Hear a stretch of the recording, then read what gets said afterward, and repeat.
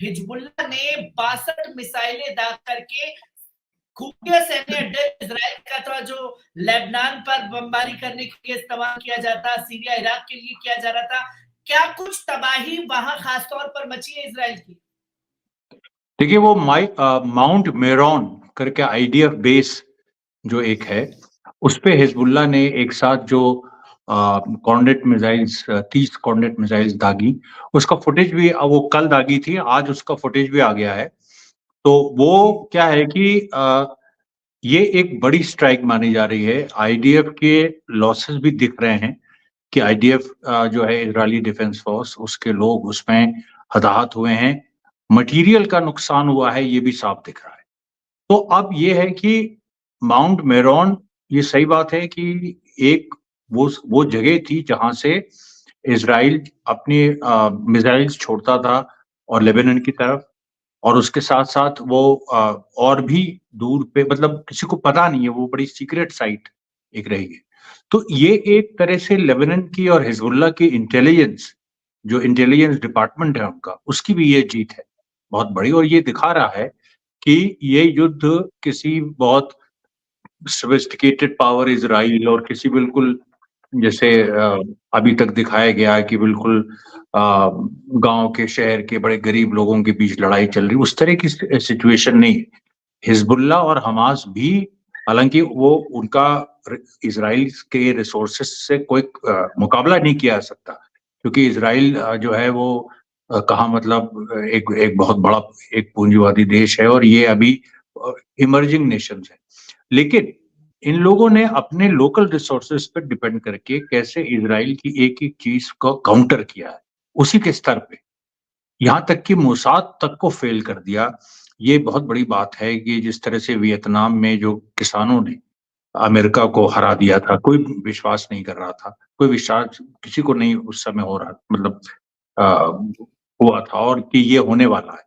लेकिन उसी तरह से आज की तारीख में हम ये देख रहे हैं कि जो आम लोग हैं, आम लोग, उन्होंने सोफिस्टिकेटेड जो मिलिट्री मशीन है दुनिया के, one of the most sophisticated, उसको पंगु बना दिया। जी, क्योंकि सबसे पहले अगर देखा जाए, ये तो हुए ताजा हमले जो बड़े ऑपरेशंस को अंजाम दिया गया हिजबुल्लाह के द्वारा। तो सर, क्या ये देखा जाए जो हिजबुल्लाह का ये बड़ा हमला है, एक ये कहीं ना कहीं बदला है जो बैरूत में उन्होंने हमास के डिप्टी चीफ को शहीद किया गया था? हाँ, उन्होंने तो खुल के कहा है। और कल 5 तारीख को नसरल्ला जो उनके चीफ हैं, उनका स्टेटमेंट भी आया था। उनका एक और लाइव, एक मतलब एक प्री रिकॉर्डेड उन्होंने अपना बयान जारी किया था।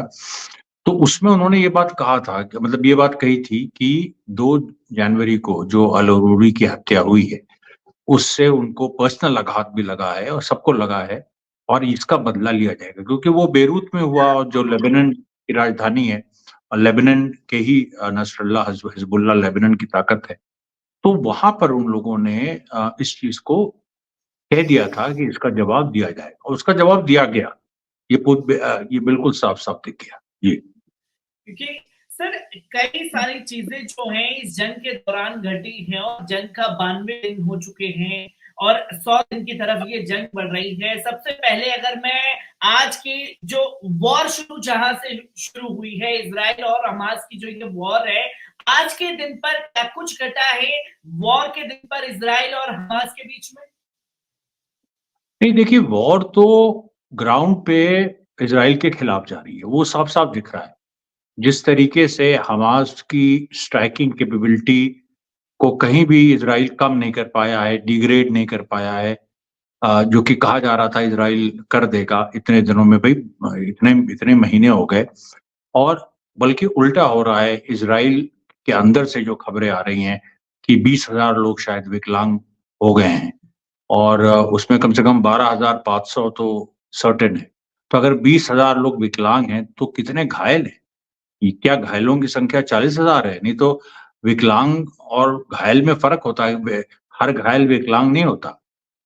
सर हर सर इसी के साथ साथ मैं इसमें एक और सवाल इनपुट करना चाहूंगा, क्योंकि लोगों का ये साफ तौर पर है, जब आप बड़ी खबर को दुनिया के सामने रख देते हैं, खासतौर देशवासियों के सामने, और वो मैसेज होता है कि इतने हजार सैनिक जो हैं इजराइल के ढेर हो चुके हैं, तो क्या जो अपाहिज हुए हैं वो गाजा की जमीन पर ढेर हुए हैं? अपाहिज में कुछ इस तरीके का वो रहता है, और लोगों के जहन में ये भी रहता है कि अगर वो 20,000 सैनिक ढेर हुए हैं, ढेर होने का मतलब पूरी तरीके से उन्हें खत्म कर देना है। तो कैसे इसे देखा जाए, समझा जाए इस वॉर को, जो ये बड़ी खबर सामने आई है, खुद इजरायली मीडिया अब कहने लगा है, और आईडीएफ इसे मानता ही नहीं है कि कितने लोग मारे गए। नहीं, इसमें तो देखिए क्या हुआ कि आईडीएफ, ये बात कैसे लीक हुई इजरायली मीडिया में। आईडीएफ ने बल्कि जो इजराइल की वॉर मिनिस्ट्री है, वॉर डिपार्टमेंट, बल्कि वॉर मिनिस्ट्री ने, वॉर डिपार्टमेंट, उसने एक स्टडी कंडक्ट कराई, एक एजेंसी को जिम्मेदारी दी कि आप एक स्टडी कंडक्ट करो कि कितने लोग इस युद्ध में विकलांग हुए हैं, क्योंकि अल्टीमेटली उनको रिहैबिलिटेट करना है, उनको उनका जिसको कहते हैं वो जो उनका पुनर्निर्वास है वो भी उनको करना है, तो संख्या पता होनी चाहिए। तो अब एक प्राइवेट एजेंसी को उन्होंने ये काम दिया, वहां से ये बात लीक हुई इजरायली मीडिया को। प्राइवेट एजेंसी ने जो अपना एस्टिमेट 12,500 बताया, लेकिन वो एस्टिमेट भी अभी तक पब्लिक नहीं किया है। और जो अंदरूनी खबर जो उन्होंने लीक की इजरायली मीडिया को, क्योंकि वहां भी नेतन्याहू के भाई विपक्षी फोर्सेस तो इजराइल में भी हैं, तो उनका भी अपने चैनल्स हैं, तो उन लोगों ने इस चीज को लीक किया कि ये एस्टिमेट है कि 20,000 विकलांग। तो यहां से ये बात आई है, एक प्रॉपर रिसर्च प्राइवेट एजेंसी ने की, वहां से ये बात लीक हुई है। अब सवाल ये है कि अगर 20,000 विकलांग है तो कितने घायल हैं, दूसरी बात कितने लोग मारे गए हैं, ये देखिए बहुत बड़ा सवालिया निशान है। क्योंकि या तो फिर ये माना जाए कि जो संभव लगता है कि जो ज्यादातर घायल हो रहे हैं, क्योंकि घायलों की संख्या इजराइल ने 2300 बताई है, तो घायल 2300, विकलांग 20,000, चलिए 12,000 भी मान लीजिए, कोई उसमें वो नहीं है, मेल नहीं है। तो या तो ये स्थिति है कि जो विकलांग हो रहे हैं, और ज्यादातर लोग विकलांग हो रहे हैं घायल होने के बजाय। घायल होना मतलब एक कुछ गोली लगी कहीं, ये उससे आदमी विकलांग नहीं होता। विकलांग जिस तरह से हमास गोले मार रहा है आरपीजी से, टैंक के अंदर मार रहा है, इमारतों में मार रहा है, सुरंगों में मार रहा है, उससे इस तरह से होता है कि हाथ उड़ जाता है, पैर उड़ जाता है, विकलांगता आती है। तो ये विकलांगता बहुत हद तक हमास की लड़ाई के नेचर की वजह से भी हो सकती है, और ये भी दिखा सकता है, पहली बार ये, मतलब ये तो किसी युद्ध में नहीं हुआ कि घायलों से ज्यादा संख्या विकलांगों की। विकलांगों को आप कैजुअलिटी ही मानिए, वो मृत, मतलब जैसे लोग मारे गए, विकलांग हुए, उन सबको मिला के कैजुअलिटी लिस्ट बनती है। तो कैजुअलिटी लिस्ट जो है इजराइल की, अब बताइए आप कहाँ पहुंच रही है। ये मैं तो एक इंडिविजुअल लेवल पे असेस करता ही हूँ, लेकिन मैं जनता के ऊपर भी छोड़ता हूँ, और दर्शकों के ऊपर भी। आपकी खुद भी आप अपनी रिसर्च करिए और पता लगाइए कि कितने लोग मारे गए।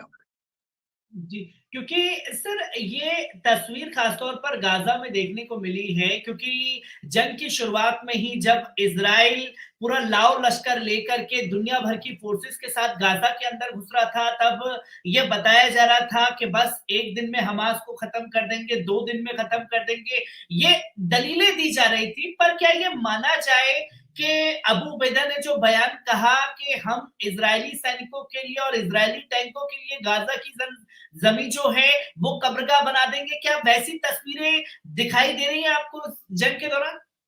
नहीं, कब्रगाह तो वो बनी गया है। देखिए, गाजा इजराइल का कब्रगाह है, इसमें अब किसी को दो राय नहीं, हालांकि कोई कहेगा नहीं। हम तो इस बारे में भी बड़े शौक नहीं है, मतलब हमको पता था, लेकिन लोगों को ये बताना जरूरी है कि मेन स्ट्रीम मीडिया तो चलिए छोड़ दीजिए, वो तो कोई बात करता नहीं है, चाहे विश्व का हो चाहे इंडिया का हो। लेकिन जो इंडिया का ऑल्टरनेटिव मीडिया है, बहुत सारे इस तरह के यूट्यूब चैनल्स हैं, और इस तरह के लोग हैं जिन्होंने, जैसे सत्यहिंदी.com है, और अजीत अंजुम का चैनल है, और भी कई इस तरह के हैं। इन लोगों ने भी कभी, देखिए, वो इस नाम पे कि हम डोमेस्टिक पॉलिटिक्स पे हम कंसंट्रेट करते हैं, इतनी बड़ी घटना विश्व में हो रही है जिसका सीधा असर, ये एक अलग इंटरव्यू का विषय है, जिसका सीधा असर 2024 चुनाव में पड़ने जा रहा है। इस पे अभी कोई, लेकिन उस पर कोई बात नहीं कर रहा है, क्योंकि भाई नेतन्याहू जो है वो मोदी की बहुत खास दोस्त है। नेतन्याहू के गिरने का मतलब ये है, आप समझ नहीं रहे हैं, अभी कोई नहीं समझ रहा है कि 2024 पे क्या प्रभाव पड़ेगा। ये राम मंदिर 22 जनवरी को हो रहा है, जिसका चारों शंकराचार्यों ने विरोध किया है, इसको लेके आप ये हास्यास्पद है। हंसी के आप पात्र बन जाएंगे कि आप ये कहिए कि इसी पे आप डिबेट करिए और अभी मतलब कोई न्याय यात्रा निकल रही है, ठीक है, अच्छी बात है, न्याय यात्रा निकलनी चाहिए।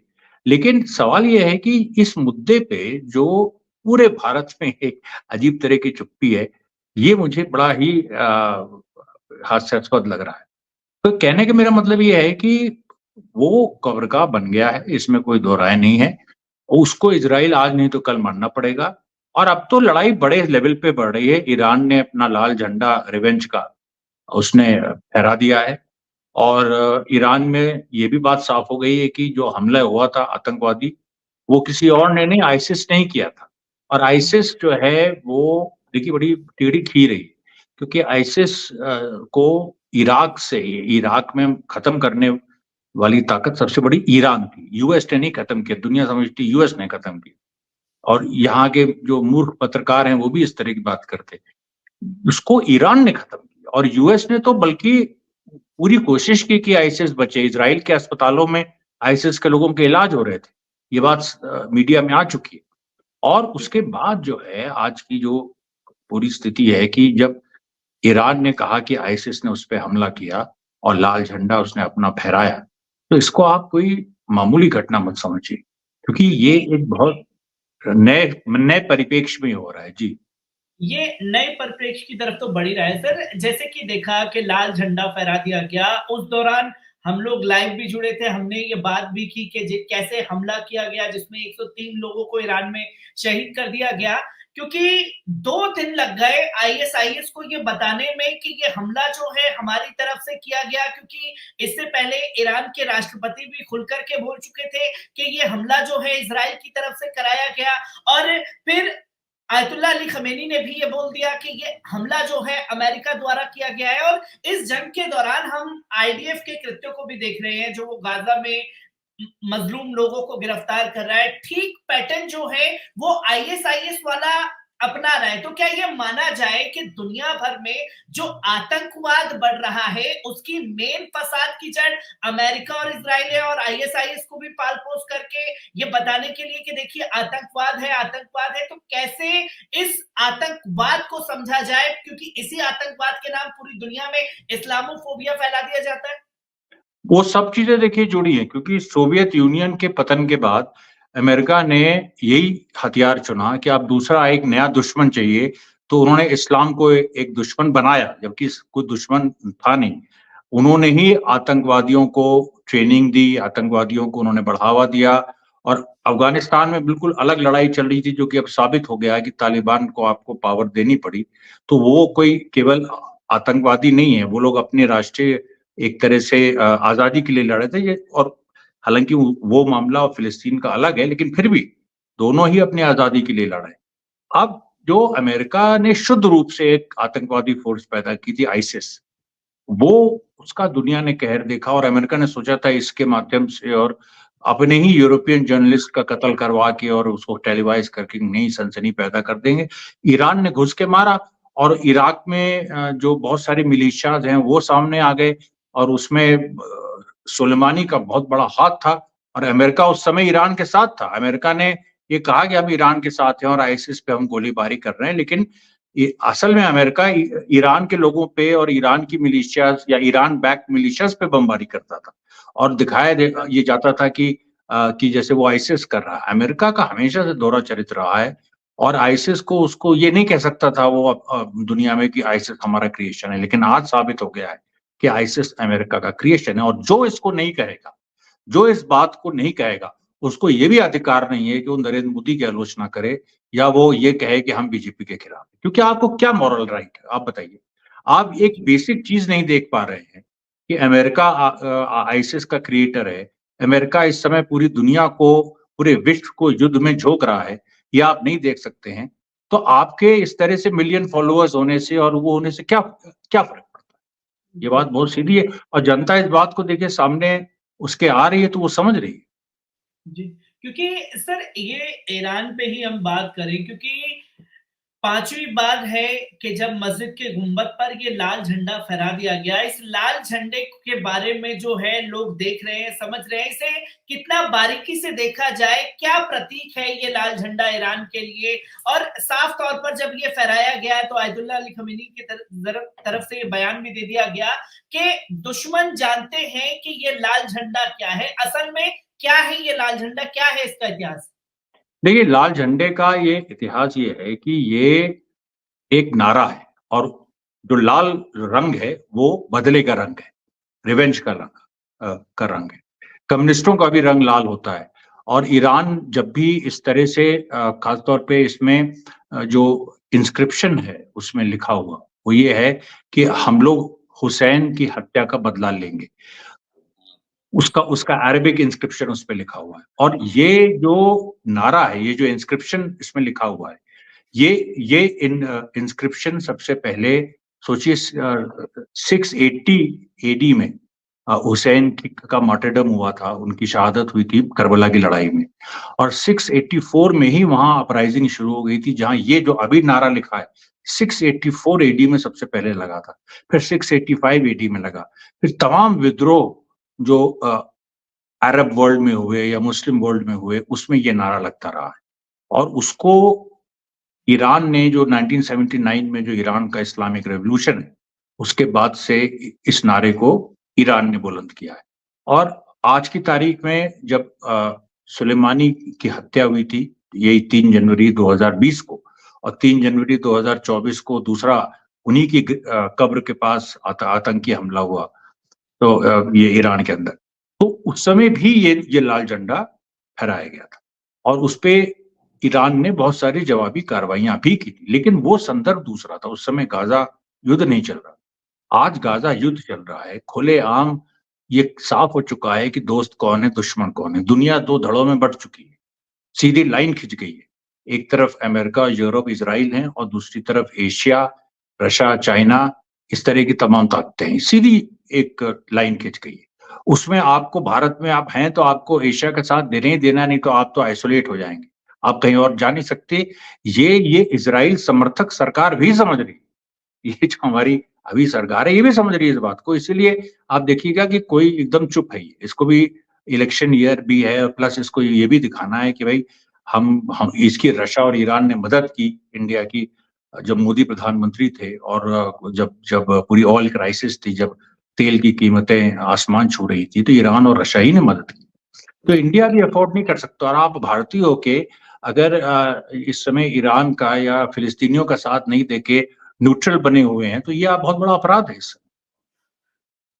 जी सर, इसी के साथ साथ हम ये जानना चाहेंगे आपसे कि ये ईरान पर जो हमले हुए इसके बाद हमने देखा कि कुछ लोग जो हैं, जो देश में कुछ अंधभक्त हैं, जो मुस्लिम देशों पर कहीं हमले हो जाते हैं तो एक खुशी का माहौल इजहार करते हैं, I stand with Israel, I stand with ये। और ये देखने को मिला कि जब गवर्नमेंट का बयान सामने आया तो गवर्नमेंट ने साफ तौर पर कहा कि इस मुश्किल घड़ी में हम ईरान के साथ हैं। और जो लोग जंग के दौरान में पहले दिन पर आई स्टैंड विद इजराइल चला रहे थे, वहीं गवर्नमेंट ने यूएन में इजराइल के खिलाफ जाकर के वोट किया। तो कैसे देखा जाए और समझा जाए देश में भी जो इस वॉर को लेकर के देखा जा रहा है।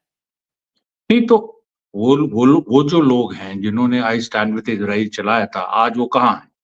हम लोग की इतनी ट्रोलिंग होती है ट्विटर पे, सब पे आज, लेकिन सच्चाई ये है कि आज वो लोग नहीं देखते हैं। उन लोगों ने, वो ज्यादातर फेक हैंडल्स थे, और fake handles BJP IT cell ने बनवाए हों या किसी ने भी बनवाए हों, या हो सकता है मोसाद का सीधा कोई ऑपरेशन हो, लेकिन वो फेक हैंडल्स थे और वो धीरे धीरे विदर्ड हो गए, वो खत्म हो गए। अब सवाल है, लेकिन अभी भी देखिए, जो मैं इसीलिए कह रहा हूँ कि जो हमारा राइट विंग है, जो दक्षिणपंथी जिसको हम कहते हैं, वो तो आई स्टैंड विद इजराइल बोलता है, और उसकी कोई किसी ने सुनी नहीं, भारत सरकार ने भी नहीं सुनी। वो तो एक तरह से ये जंग हार गया। लेकिन जो हमारा उदारवादी हिस्सा है, जो बीच, जो कहता है कि हम कुछ न्याय की लड़ाई लड़ रहे हैं, सत्य की लड़ाई लड़ रहे हैं, या वो कहता है कि हम इसका विरोध कर रहे हैं, मोदी का विरोध कर रहे हैं, बीजेपी का विरोध कर रहे हैं, या चलिए हम एक लोकतंत्र में विश्वास रखते हैं, हम किसी का सपोर्ट या वो नहीं करते, हम लोकतंत्र में विश्वास करते हैं। लोकतंत्र तो इस समय को रौंदा जा रहा है गाजा के मैदानों में, क्योंकि वो गाजा का फंडामेंटल राइट है फिलिस्तीनियों का अपना अपना देश बनाना, ये यूएन कंसीड कर चुका है। तो इस और इजराइल को ने कहा था, शुरू में ये बात चली थी, Israel has a right to defend itself, कि इजराइल को अपनी रक्षा करने का अधिकार है क्योंकि हमास ने हमला किया। लेकिन अब वो बात भी बेकार हो गई। इजराइल जब देश ही नहीं है तो उसको अपने अपनी रक्षा करने का क्या अधिकार है? ये ऐसी सेना है इजराइल की जो कफन चोरी करती है, और ये सेना का काम है, ये तो तस्करों का काम होता था, अभी भी होता है। लेकिन कभी आपने भारत की या कहीं की किसी भी सेना को, पाकिस्तान की किसी भी सेना को कफन चुराते देखा और उसमें से अंग निकाल के बेचते देखा है? ये बात लेकिन सामने आ गई कि जो 27 दिसंबर को जो 80 शव इजराइल ने लौटाए फिलिस्तीन को, उसमें हमास का बाकायदा स्टेटमेंट आया है कि उसमें कईयों के अंग गायब है। और आज फिर ये बात आई है सामने, आज फिर जो अल तुफा जो जगह है गाजा में जहां कई लोग दफन है, 1100 करीब, पूरे उसको उखाड़ा गया, उसको नेस्तनाबूद कर दिया गया, और उसमें से भी करीब 50 से 60 बॉडीज ये लोग चुरा के ले गए। तो ये बात, सवाल ये है कि ये तो अपराधियों का गैंग है इजराइल, और इसको अगर आप अपराधियों का गैंग नहीं कहेंगे तो ये जो कफन चोरी है और ये जो ऑर्गन्स में डीलिंग है, इसको आप क्या कहेंगे? क्या आप कोई आए इसको डिफेंड तो करे, या इसको कहे कि नहीं ये आईडीएफ ने नहीं किया? किसी की हिम्मत है इस तरह से कहने की? तो ये देखिए, बहुत एक इस समय बहुत इम्तिहान की घड़ी है। सब जगह पूरी दुनिया में लोग देख रहे हैं कौन किसके साथ खड़ा है। जो लोग न्यूट्रल हैं, जो लोग तथाकथित तटस्थ हैं और इजराइल फिलिस्तीन पे कोई स्टैंड नहीं ले रहे, उनको कभी भी देखिए ये दुनिया माफ नहीं करेगी। क्योंकि सर जैसे कि ये देखा जाए, बात हिजबुल्ला की हो गई, ईरान की हो गई, पर हम लगातार देख रहे हैं कि ये जंग का दायरा यमन की तरफ से भी बढ़ रहा है, जहां 12 देशों का एक झुंड आता है, वो धमकी देता है, अल्टीमेटम देता है कि अगर आपने दोबारा कोई हमला किया तो हम आपको सबक सिखाएंगे। उसके बाद यमन जो है 20 लाख जनता के साथ सड़कों पर दिखाई देता है और नारे लगाता है, और वहां की 20 लाख आवाम जो है नारे लगा रही है, यमन यमन आगे बढ़ो और तुम पूरी तरीके से इजराइल और अमेरिका को खत्म कर दो। और इसके बाद फिर यमनी सेना जो है, 2 इजरायली पोर्ट जो जहाज जा रहे होते हैं उन्हें उड़ा देती है। तो कैसे देखा जाए, समझा जाए, एक तरफ सुपर पावर अमेरिका है और एक तरफ सबसे गरीब मुस्लिम देश यमन है जो लगातार इनके हमलों को जवाब दे रहा है। कैसे देखा समझा जाए यमन के इस हमलों को, और यमन की जो धमकी आई खासतौर पर अमेरिका और 12 देशों की, उसके बाद यमन के पलटवार को कैसे देखा और समझा जाए? क्या ये माना जाए जंग का दायरा बढ़ रहा है, और जब जंग का दायरा बढ़ेगा तो हर तरफ से बढ़ेगा? ये देखिए, उन लोगों पे, उनके मुंह पे तमाचा है, मैं जिनका आलोचना अभी कर रहा था, जो लोग बहुत बढ़ा चढ़ा के इजराइल को बताते थे और अपने यहाँ ऐसे एनालिस्ट को बुलाते थे जो इजराइल को डिफेंड करते थे, और जो वैकल्पिक मीडिया की भी बात करते हैं, वायर जैसे हैं, जैसे ये सत्य, इसकी बात मैंने की। ये देखिए, यही बात है कि यमन, ये बताएं आके कि कैसे जो गरीब और पिछड़े देश हैं, उन्होंने कैसे ये टेक्नोलॉजी विकसित की कि वो बड़े से बड़े देशों का मुकाबला कर रहे हैं। वो टेक्नोलॉजी विचारधारा से आई है, और वो विचारधारा साम्राज्यवाद विरोधी विचारधारा है, जायनवाद विरोधी विचारधारा है। ये कोई साफ तौर पे कहने को तैयार नहीं। बीजेपी हिंदुस्तान में जायनिस्ट फोर्स है, और उसको आप इजराइल से जोड़िए, लेकिन आज बीजेपी की हालत क्या हो गई है कि वो चाहे जितनी बड़ी उसका मैंडेट हो, चाहे मोदी मैजिक जितना हो, लेकिन आज क्या स्थिति है? क्या ये खुल के इजराइल का साथ दे सकते हैं? नहीं दे सकते, क्योंकि विश्व युद्ध की तरफ दुनिया बढ़ रही है, उसमें 2 धड़ों में बटना ही बटना है। इंडिया का जो ज्योग्राफिकल लोकेशन है, उसमें वो अमेरिका के साथ नहीं रह सकती भाई। वो पहले ही ये बात साबित हो चुकी है, जब इतना, इससे बड़ी प्रो अमेरिकन सरकार मोदी से बड़ी कोई हो ही नहीं सकती, इससे बड़ी कोई प्रो इजरायली सरकार हो ही नहीं सकती। उसकी हिम्मत नहीं है कि वो कुछ एक कदम भी इजराइल की तरफ आगे बढ़ा सके। तो ये तो देखिए, ये पूरा मिथ टूट गया है, और ये मिथ ऐसे टूटा है, और इसमें अगर मोदी की हार होती है, कि होगी 2024 के चुनाव में, तो उसमें गाजा का बहुत बड़ा हाथ है, उसमें फिलिस्तीनियों को धन्यवाद देना होगा, उसमें भारतीयों का जो रोल है वो तो है ही वोटिंग का, लेकिन उसमें फिलिस्तीनियों का बहुत बड़ा हाथ है, इस जंग का बहुत बड़ा हाथ है, ईरान का बहुत बड़ा हाथ होगा। तो इसलिए मैं ये कह रहा हूँ कि जो पूरी एक जिस तरह से हम दुनिया देखते थे वही बदल गया है। जिस तरह से हम दुनिया देखते थे, जिस तरह से दुनिया को हम दुनिया का विश्लेषण करते थे कि अमेरिका अच्छा है और ये बुरे हैं और ये है, वो अमेरिका में ह्यूमन राइट्स है, अमेरिका में फ्रीडम है, ये सारी चीज़ें पलट गई, उल्टा हो गया है।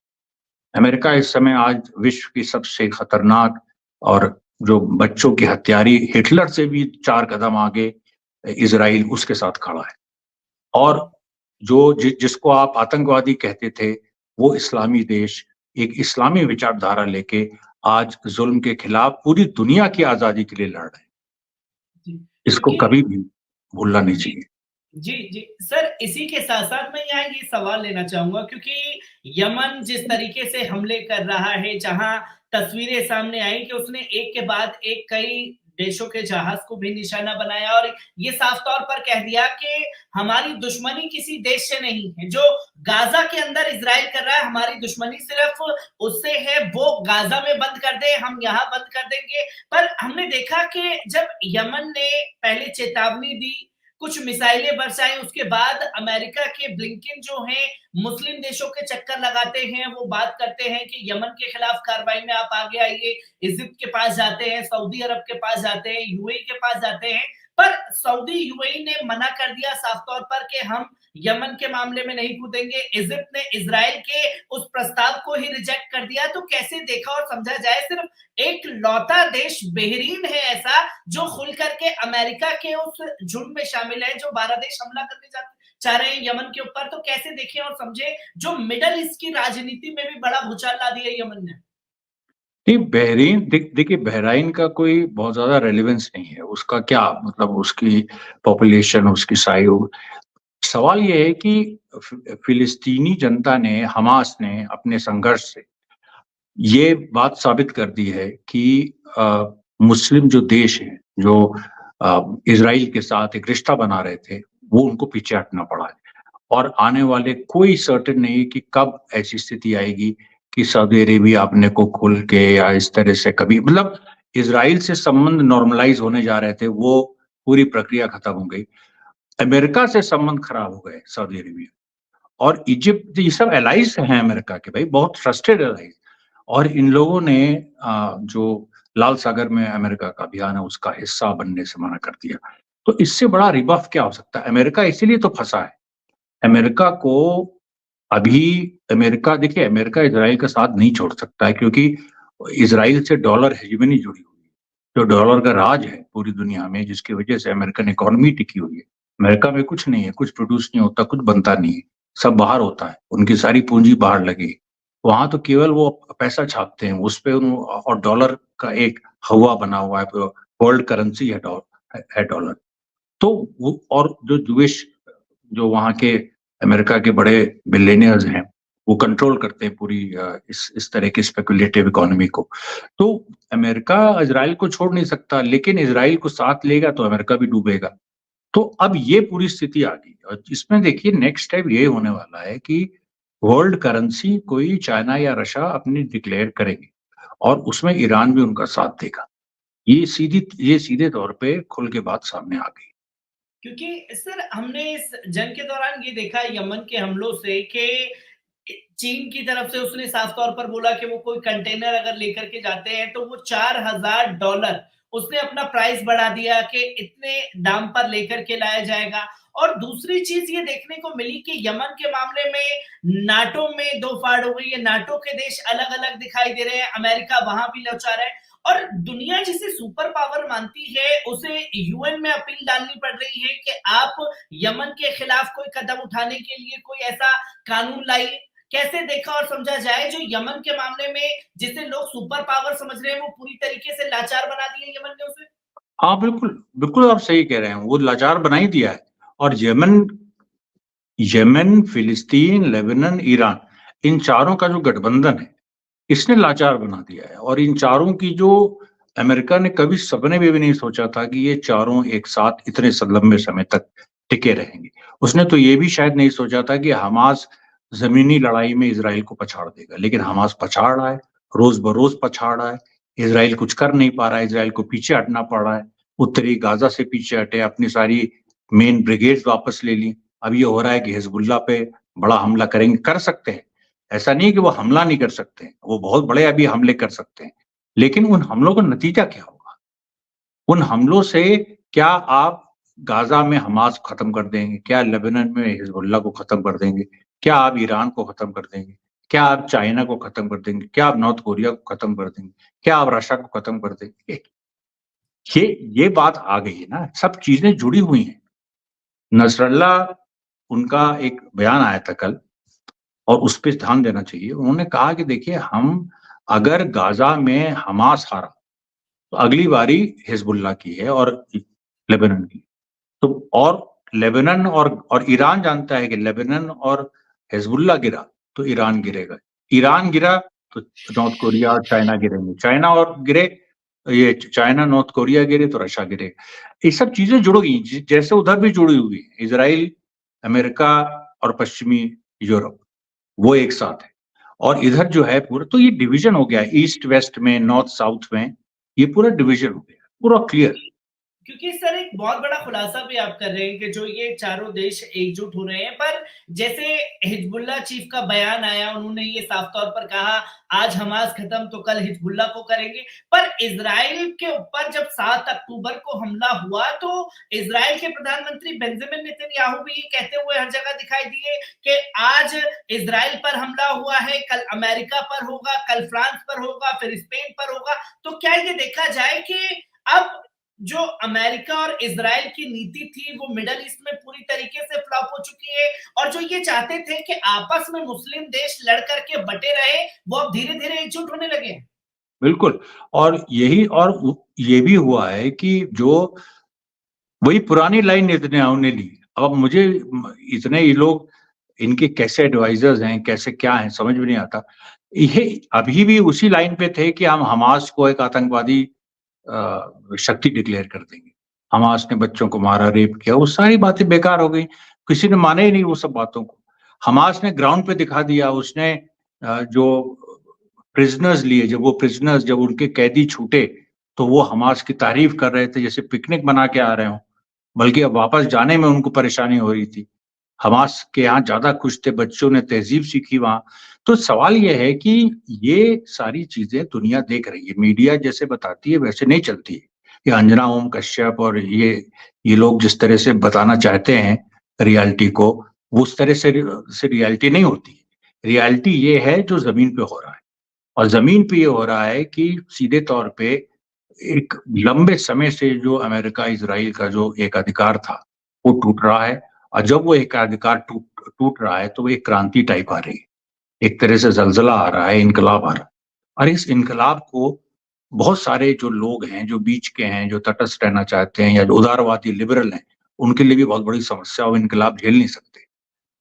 और खास तौर पे ऐसे लोग जो मुस्लिम फोबिया, क्योंकि हर लिबरल हिंदुस्तान का वो कहीं ना कहीं उसके अंदर इस्लामोफोबिया है।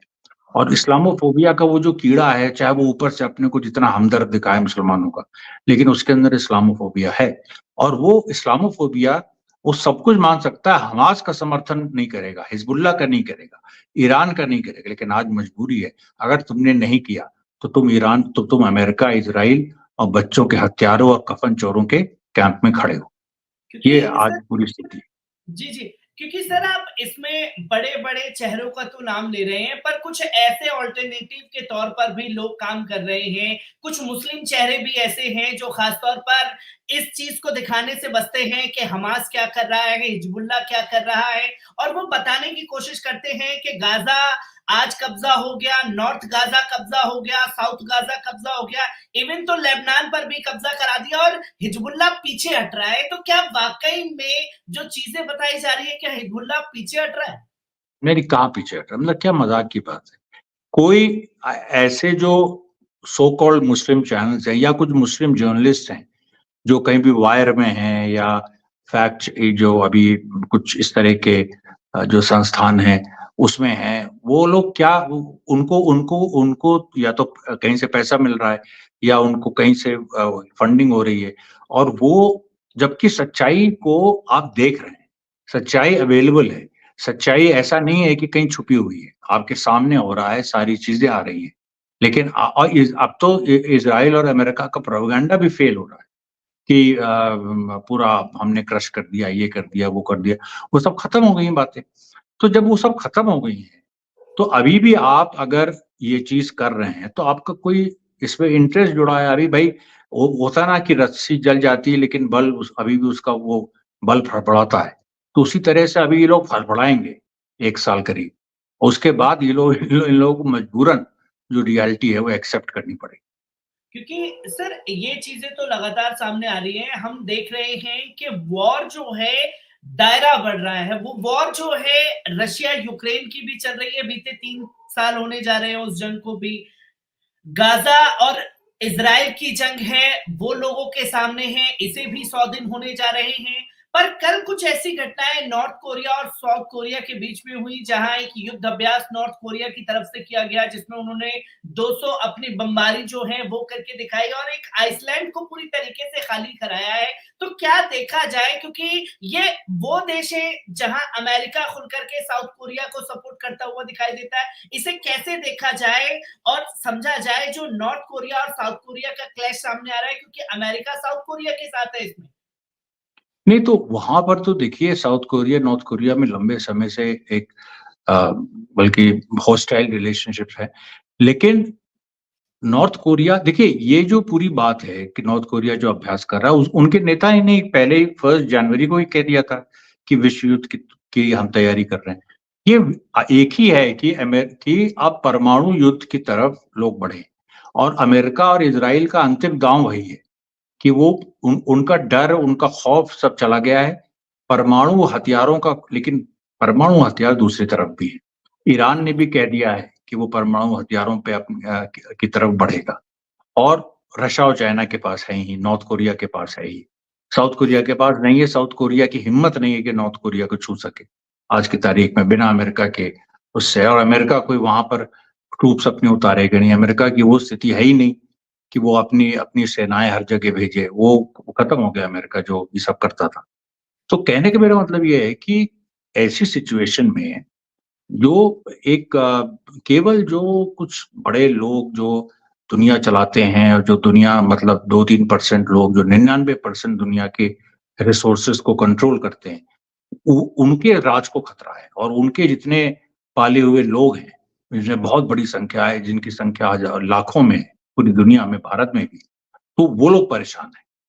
तो कहने का मेरा मतलब ये है कि जो जनता के साथ है या जो जनपक्षी है, उसको तो कोई उसके लिए तो अच्छा समय आ रहा है।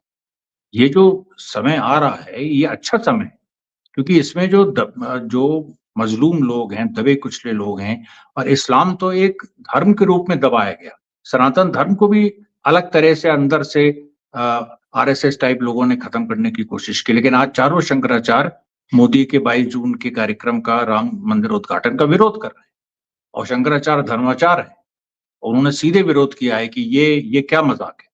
तो कहने का मेरा मतलब ये है कि इस्लाम और सनातन धर्म, हिंदू सनातन धर्म को जो खत्म करने की पूरी कोशिश दुनिया में हो रही थी, ये दोनों नाकाम हो गई और इसके बहुत बड़े परिणाम होने वाले हैं क्योंकि ये एक तरह से आने वाले दिनों में कोई नहीं कह सकता है कि दुनिया किस दिशा में जाएगी। इसमें जो ताकतें आज लड़ रही हैं ज़मीन पे अमेरिका और इज़राइल के खिलाफ, उन्हीं की तरफ पूरा हिस्ट्री का जो पेंडुलम है, वो उन्हीं की तरफ जा घूम रहा है। सर इसी से रिलेटेड हम एक और सवाल आपसे लेना चाहेंगे, क्योंकि हमने जंग के दौरान ये देखा, जब रशिया यूक्रेन की तरफ हुई तो अमेरिका ने यूक्रेन को शेर बना करके रशिया के सामने परोस दिया।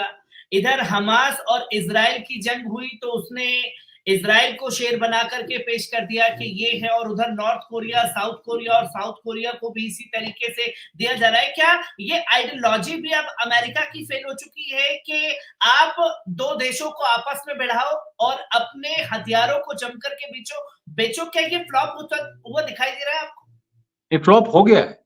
अब देखिए ये जो यूक्रेन में अमेरिका फँस गया, उसने सोचा था वो सोवियत रूस कभी हमला नहीं करेगा या हमला करेगा तो बहुत जल्दी उसको वो घेर लेंगे, वो नहीं हुआ। उसके बाद अभी उसने देखा इज़राइल वाले मामले में कि पूरी सिचुएशन जिस तरह से वो चाहते थे उस तरह से हुई नहीं बल्कि उल्टा पड़ गई। तो अमेरिका जो है वो हथियार वगैरह, जो एक ही इंडस्ट्री वहां बची है हथियार वाली, बाकी सब तो वहां से चली गई, तो वो उसमें भी इजराइल के साथ पार्टनरशिप है। अब सवाल यह है कि अमेरिका हथियार किसको बेचेगा? हमास तो अपने घर में हथियार बना रहा है।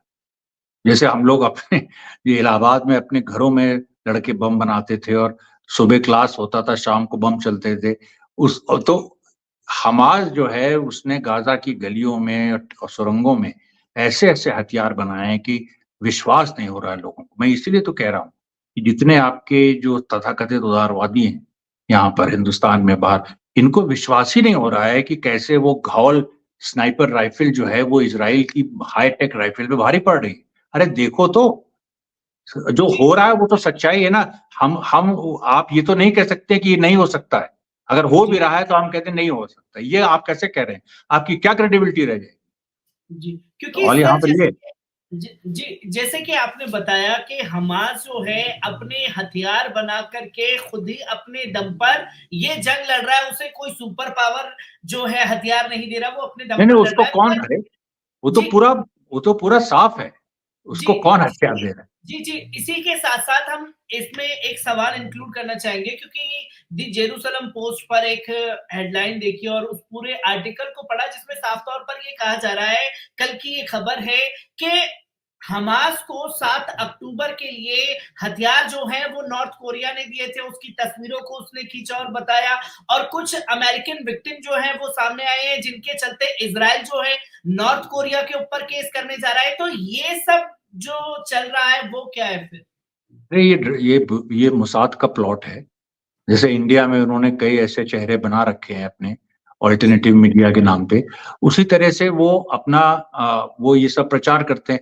हमास का इजराइल आज तक ये नहीं कह पाया है खुल के कि हमास को कोई हथियार देता है। हमास के एक-एक हथियार सबको पता है, इज़राइल को पता है, वो लोग खुद पब्लिश करते हैं अपने चैनल्स पे कि देखिए ये हथियार हमारा है, शुआत हमने बनाया, ये जो आरपीजी है ये हमारे यहाँ बनी हुई है, हमारी ये टैंडम शेल्स हैं, यूनिक उन्होंने कुछ कई एक्सपेरिमेंट्स किए हैं, वो सब हैं। तो वो जो सारी चीज़ें उन्होंने अपने बल पे बनाई हैं, उनको आप किसी को कह नहीं सकते। नॉर्थ कोरिया तो छोड़ दीजिए, ईरान का एक हथियार बता दें वहां पर, एक भी हथियार नहीं ईरान का। यमन और तक ने अपने हथियार बनाए हैं। अब आप ईरान सोचिए। के ऊपर तो हर जगह से आरोप लग रहे हैं कि वो नहीं, लेकिन हिजबुल्लाह को भी हथियार दे रहा है। हथियारों वाला आरोप को नहीं लगा पा रहा है। जी, हथियार क्योंकि ईरान दे रहा है, ये कोई नहीं कह पा रहा है। पूरे बैक सपोर्ट दे रहा है कि पीछे से उसने ये यमन को बैक मदद सपोर्ट क्या दिया, होता है? अरे हिजबुल्लाह को कर दिया, पैसा दे रहा है, हथियार दे रहा है। हमारे इवन गोदी मीडिया में ये आर्टिकल चल रहे हैं। अरे तो गोदी मीडिया के, आप ये बताइए कि अब बैक सपोर्ट देने का क्या मतलब है? आपके मोहल्ले में लड़ाई हो रही है और आपके दोस्त के यहाँ कोई मतलब घुस रहा है और आप वहां से उसको कह रहे हैं हाँ हाँ हम तुम्हारे साथ हैं, उसका क्या मतलब है? मतलब ये है कि आप उसको कुछ हथियार तो दे नहीं रहे हैं कि उस, तो ईरान का भी देखिए एक मॉरल सपोर्ट है। ईरान की पॉलिटिकल पोजीशन है कि वो फिलिस्तीनियों के साथ है, फिलिस्तीनियों की आजादी के साथ है और वो उनको पूरी तरह से सपोर्ट कर रही है। सपोर्ट करने का मतलब कि राजनीतिक रूप से उनके साथ खड़ी है। कोई आर्थिक उनको सपोर्ट मिल रहा है, कोई उनको हथियारों के बल पे सपोर्ट मिल रहा है, उसका कोई, अगर वो हो रहा होता, आईसिस के पास हथियार थे अमेरिका के, पूरी दुनिया ने देखा। अमेरिकन सोल्जर, जो इराक आर्मी को अमेरिकन आर्मी ने हथियार दिए थे, इराक आर्मी पूरी प्लानिंग के साथ सारे हथियार आईसिस को देके भाग गई वहां से। यही सच्चाई है ना। आईसिस ऐसे ही तो एक ताकत के रूप में उभरा जी, और वो सारे हथियार मेड इन अमेरिका थे। वो जी, वो देखिए ना, जी। आईसिस ने अमेरिकन मेड हथियार चलाए और हमास अपने लोकल हथियार चला रहा है। जी, क्योंकि सर मैं ये देख रहा हूँ जंग के दौरान, जो ख़ास तौर पर समझ भी पा रहा हूँ कि एक तरफ ईरान है, यमन है, हिजबुल्लाह है और हमास है। क्या देखा जाए कि एक बड़े जंग में तब्दील होने जा रही है? ये जंग अब जंग नहीं, सिर्फ महायुद्ध बन करके रह जाएगी। और ये भी अब तस्वीरें दिखने लगी हैं, जो हमास का कदम है, हिजबुल्लाह या यमन का कदम है, वो जो कठपुतली बनी हुई थी मिडल ईस्ट के तमाम मुस्लिम देश अमेरिका के, वो अब उस चुंगल से आजाद हो रहे हैं धीरे-धीरे। नहीं, वो तो हो रहे हैं। देखिए अब अमेरिका की कठपुतली जब सऊदी अरेबिया नहीं रह गया, जब इजिप्ट नहीं रह गया, तो कौन रहेगा? और क्या बहरीन को लेके वो क्या कर लेंगे? बात ये है कि कतार वगैरह पहले से ही अलग हैं, बाकी जितने भी, ये जॉर्डन छोटा सा देश है, उसका कोई मतलब नहीं है। तो कहने का तात्पर्य यही है कि अमेरिका की जो दादागिरी थी वो खत्म हुई, तो उसके साथ जो उसके लठैत थे उनकी भी दादागिरी खत्म हुई, और अमेरिका के साथ जो देश थे उनका उनका भी पूरा एक तरह से उनको पीछे हटना पड़ रहा है, क्योंकि आप देखिए अफ्रीका के ज्यादातर देश फिलिस्तीन के साथ हैं, लैटिन अमेरिका के ज्यादातर देश फिलिस्तीन के साथ हैं, पूरा नॉर्थ साउथ डिवाइड हो गया है। जो अमीर देश हैं और जो मध्यम और डेवलपिंग इकोनॉमीज हैं और उससे नीचे वो सब फिलिस्तीनियों के साथ हैं। ये क्लियर डिवीजन हो गया। इंडिया ये तो नहीं कर सकता ना कि हम आज इंग्लैंड और फ्रांस हैं कि हम उनके साथ रहेंगे, आप है ही नहीं वो। आप अभी आपका पर कैपिटा इनकम ही कितना है, आप किस पायदान पे आप देख लीजिए। तो वो चीज कहने से नहीं होती। चाइना इंडिया से मतलब ट्रिपल उसकी उसकी इकोनॉमी की साइज है, करीब 17 लाख करोड़ की इकोनॉमी, इंडिया तो 3 लाख करोड़ की। तो वो जब चाइना खुल के फिलिस्तीनियों के साथ है और नॉर्थ साउथ में वो साउथ के साथ है, मतलब जो एक तरह से लेस प्रिविलेज देश हैं उनके साथ है, तो उसके बाद आप किस बल पे ये सोच सकते हैं, कोई भारतीय किस बल पे ये सोचता है, चाहे वो बीजेपी का मेंबर, आप बीजेपी मेंबर से बात करके देखिए अंदर से वो क्या कहते हैं। अगर वो उनको कॉन्फिडेंस में लेके आप बात करिए, वो फिलिस्तीन के साथ है। अरे भाई, भारतीय होने की और राष्ट्रवादी होने की आज ये पहचान है कि आप फिलिस्तीन के साथ है। अगर आप नहीं है तो आप राष्ट्रवादी नहीं है। तो ये एक बात आ गई, इसीलिए प्रधानमंत्री को भी झुकना पड़ा है ना।